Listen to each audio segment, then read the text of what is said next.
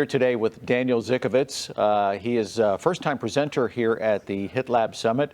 And I love the topic of your discussion, the future of AI in healthcare. That's not exactly the narrowest of subjects I've heard so far. It was a wide-ranging talk, but where we really focused is on leaving the human in the loop, the clinician and the patient.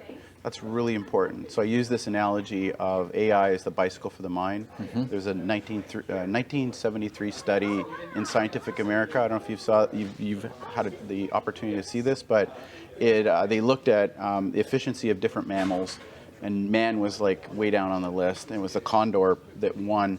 But somebody actually measured, and they were measuring the calories that each of these mammals were producing to move. Mm-hmm. So man on a bike actually won, beat the condor, but he had to use a tool. So the idea is that AI is that tool for us in healthcare. Mm-hmm. And how do we apply that? And I give some examples of reconstruction imaging, faster MRs for prostate screening, as well as another point solution that does computer-aided diagnosis of prostate. And that's where we are today. And then we move into redesigning how we're going to deliver healthcare using AI. Mm-hmm. And part of that will be not only the patient flow, but the way clinicians use AI and more advanced technologies like foundational models and agentic AI. Mm-hmm. So that's where we're going. And there's a lot that we're learning from from AI, and AI is learning from humans, of course. So, but I always go back to, it's all about the clinician in the loop and the patient in that loop somewhere. Right. Those are the two things we're focused on. Well, I think people want good outcomes, and they know that they need good data. And I think in talking with you, what I'm hearing is that yes, that is the desired outcome, but you still have to work for it. Mm-hmm. And interestingly, I have some anecdotal evidence of patients actually driving over an hour out of their way to go to a hospital that, by word of mouth, so they're not advertising that they're using AI, right? But word of mouth has gotten out that they're using AI, and it's for breast cancer screening. And patients are actually driving over an hour out of their way to go to that hospital because they've heard that they're using AIs with the radiologist. So there's already some almost unnatural buy-in to this. Absolutely. There's actually an Ipsos study that came out of Canada, and it said 73% of Canadians would prefer the radiologist plus AI than just the radiologist alone. Mm-hmm. Well, in several sessions yesterday, a number of the speakers were talking about how a year ago we were talking about AI in terms of its potential, and then where we are in just a year later is that if you're not using it, then you're probably behind. That's a pretty solid leap to make over the span of 12 months, and it can't come without a few bumps in the road. Yeah, and I always say, even if you're standing still, you're actually going backwards in this market right now, the AI market in healthcare. So it's really key to keep moving forward. But there are a number of hurdles. There's a lot of risk factors. Some people are a little bit nervous of using it right now, and that's that redesign of the factory floor we were talking about.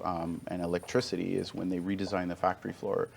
In the factories, they actually were able to leverage electricity. And if you think about electricity today, it is an awesome power and an idea. It started out as an idea, but if you think about everything and even all of the AI we're doing, is all powered by electricity, which is actually interesting. If you look at the GE power business for Nova, our stock has gone exponential in the last 6 months based on large companies hedging and purchasing large tech stacks to develop AI. So they purchased large Microsoft Azure and AWS tech stacks to train up models. We need power to power those. So these hybrid nuclear reactors that our power business has developed, they can just connect them right to the grid. Right.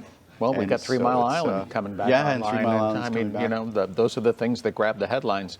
So what do you think are the biggest challenges moving forward?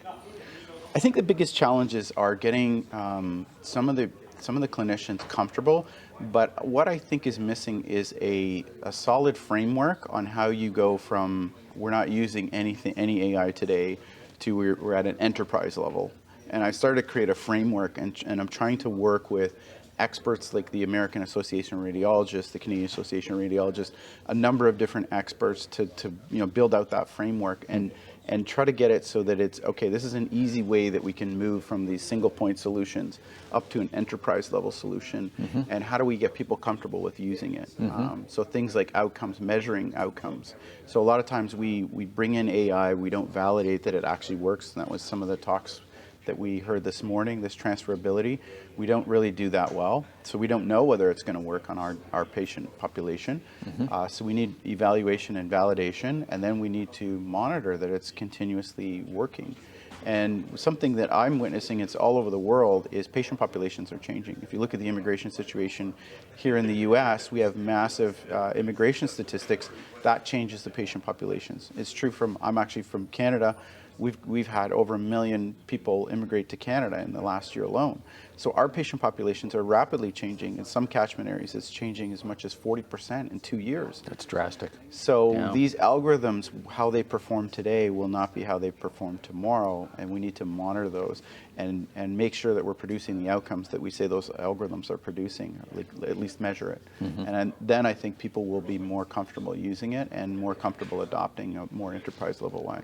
You're in a really interesting place at 30,000 feet above something that's changing so rapidly, and and there's still plenty of misconceptions that need to be corrected. That's got to be a fun spot for you.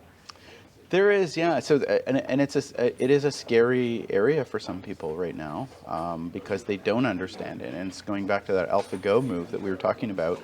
Is until you start to think, hey, I can actually learn something from this AI, or it can learn something from me. Yeah. And this is where, so that was the middle part of my talk, was foundational models and agentic AI, which is we go from the single point where it's just producing a computer-aided diagnosis to now the clinician is having a conversation. And there's a paper I presented a little bit of that just came out, and it's in digital pathology. And the pathologist is asking the AI model, a foundational model, questions. I see some specks in this part of the slide. Could that be a cancer tumor?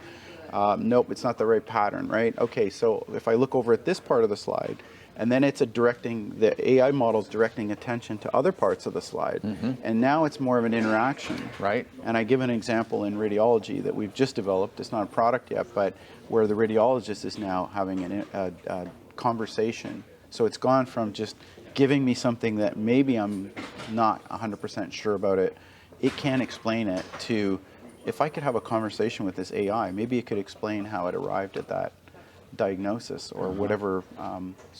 It goes from a tool to a member of the team. And that's exactly it. And it keeps going back to keeping the clinician in the loop. It's the bicycle for the mind. Yeah, it's very interesting stuff. Well, good luck with Thank you. Good luck with all your work and your innovation, and come back and talk about your successes, future successes. Will do. Thank you, Great. Daniel. Thank you.